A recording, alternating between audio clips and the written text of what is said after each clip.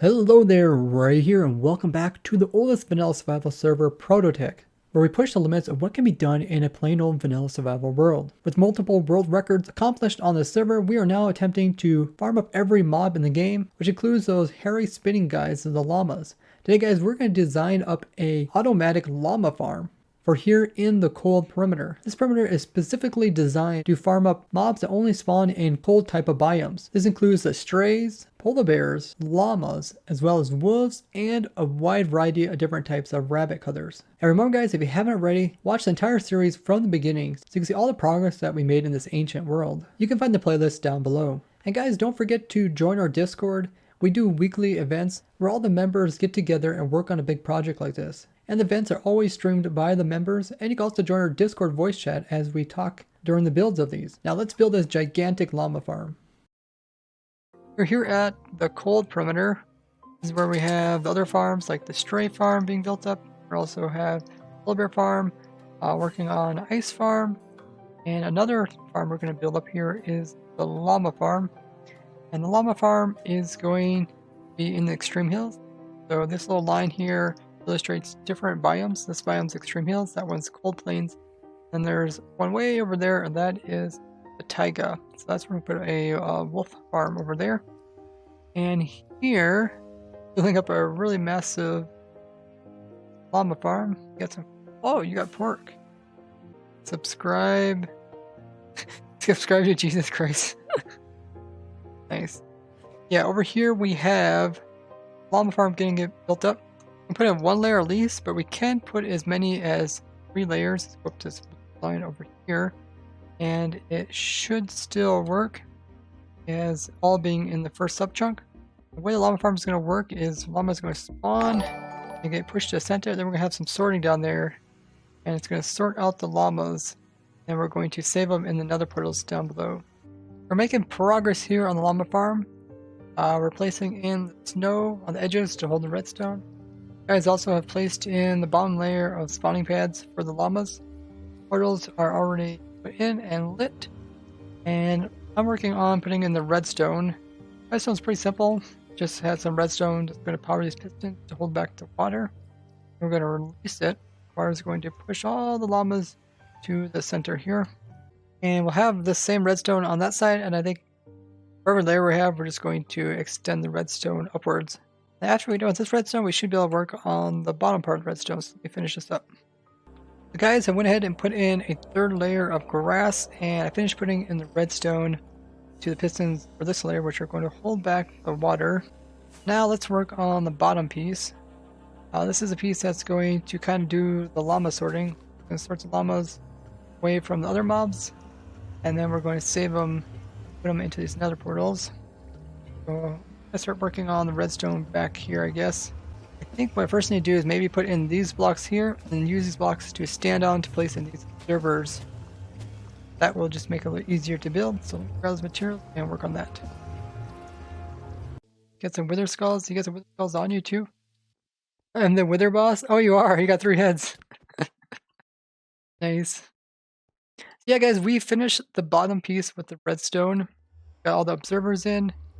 We got the water in this side, got the magma blocks, trap doors in there too, some fence gates. So this bottom layer is completely done, so now we're just going to finish the top 2 layers. Looking really good, and then we'll just do the little final touches. The farm should be ready to go. So we put in the redstone for the last layers, and now we're just putting in the rest of the glass to hold the water in. We're also putting in some steel lanterns here. And we're putting in some torches in the center here, just to provide enough light so mobs can spawn in here. And then after that, we'll just have to put in the water. And it's looking really good. We also have this last spawning space just underneath of the top layer. So this is the highest you can get mobs spawn and still be the sub chunk. Otherwise, if I go put anything right here, it'll be counted as the next sub chunk. This is perfect. Continue working on this and see if we can finish her up. Okay, so we went ahead, we put in all the glass, well, most of it. You guys have to grab a little bit more glass to fill in this hole here. But next thing we have to do is close these pistons and start putting in the water in behind it. Then when the pistons open up, the water is going to spread across all this. And then we'll end right here and everything will get dropped down this hole here. I think we also need to put in some torches. So let's go grab some ice and some torches. Actually, we could just put ice in here and it can melt on its own. Won't have to break it. We just need a bunch of ice. So guys, we went ahead and put in all the light sources. We finished off the sides. Now we just need to put ice in here. And we got to put every other one. And this light from here should actually melt it. And then they should make a source before we open it. This whole thing should be solid ice. So let's go ahead and put in ice all between this.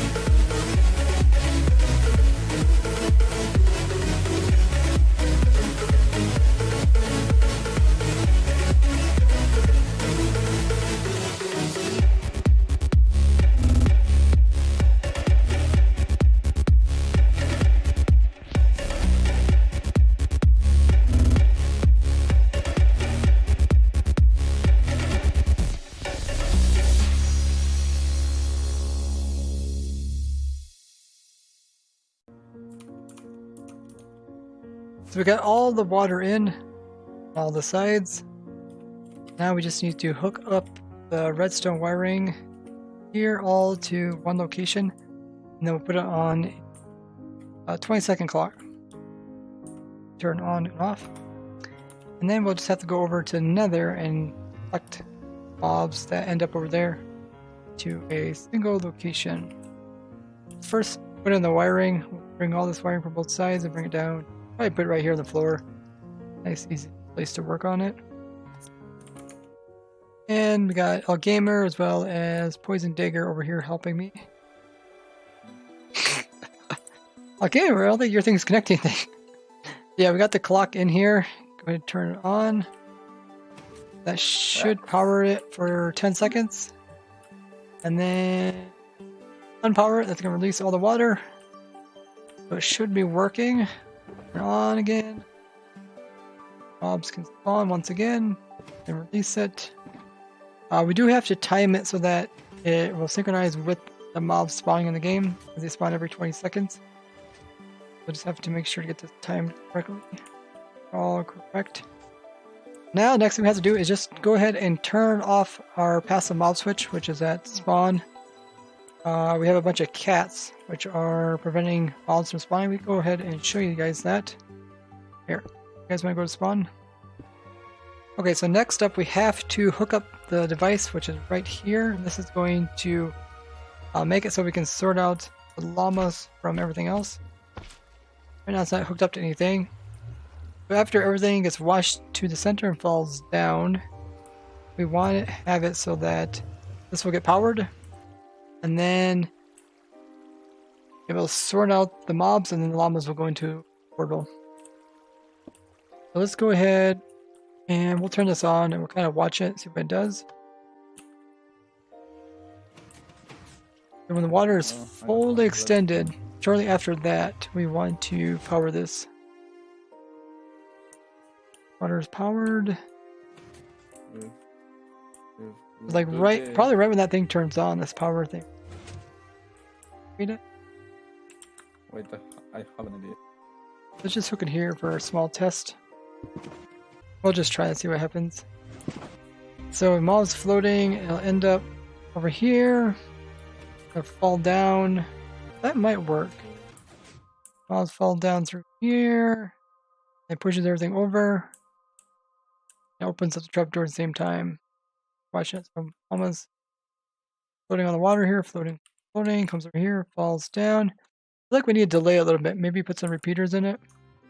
The last thing we have to do is just make sure the mobs actually end up somewhere. Currently, it looks like if they go through this portal, they will end up right here. Oh, we got some items for that. Workshops. What we'll do is we'll link a portal up with the other farm there, and we'll look it down low. We won't go into this portal. And that's where we'll collect all the mobs. Progress has been made. Toilus went ahead and kind of decorate this area with the snow. So it looks more snow themed over here in the nether. I also put in the portal to go with the llamas. I didn't put anything too complicated. Llamas will just come out of here and end up down here. I guess if we want to, we can expand upon this. We could probably make a little room so people can tame their llamas and breed them and even like transfer them out of here. This way over here is back towards spawn. Or we could also go this way, and Mofo made a lovely piston bolt that's on top of the bedrock ceiling. So if people want to, they don't have to take the ice bath.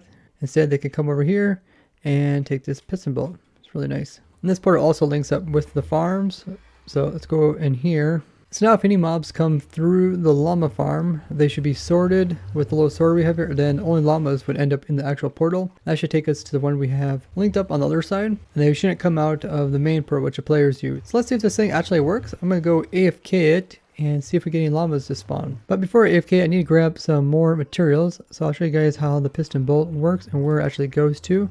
So Mofo put in a pretty cool theme. Got red on one side and blue on the other side, and then he has these lanterns that kind of light up as the player is cruising across, and then they're turning off behind him. And yeah, it goes forward, then it goes diagonal, and this is riding right beside the 10,000 blocks long piston bolt. You see it off to the left, and that is the longest piston bolt in Minecraft. Taking the player about out 100,000 blocks in the overworld, so pretty insane. But yeah, these both all point to our nether hub, and that is where our world spawn point is at. So there we are here, made by Mofo. Got the materials I needed at the quad witch perimeter. Let's go ahead and head back, then we can see how many llamas we get from the farm.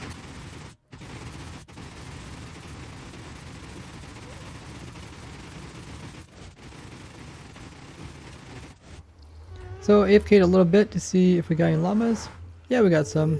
Llama's a little bit buggy in this version. Their hitboxes are kind of wonky when they spawn in, but they eventually go back to normal and they'll fit in these 1x1 areas. So we got quite a few llamas here, so I guess if we wanted to, we can make it a little bigger, have a pin here, have people kind of choose a llama, sort them out, whatever they want to do. We do need to get every single type of llama, put it into the zoo that we have. But it's working, that is good to know. So the llama farm is completely finished. I'm glad to have another farm added here to the cold perimeter. And we'll be excited to try to collect all the different variations of the llamas. And all the mobs in the zoo are actually chosen by the viewers. If you guys like to take part in that, there is a document down in the description that goes into more detail. And remember, if you'd like to see more progress here on the ProtoTech server, check out our Discord, as well as all the other ProtoTech members, which you can find their links down in the description. Because these big projects are a team effort with all the members coming together to build them up. Hope you guys enjoyed this huge llama farm, and thank you guys so much for joining me as I have fun in survival. Bye bye!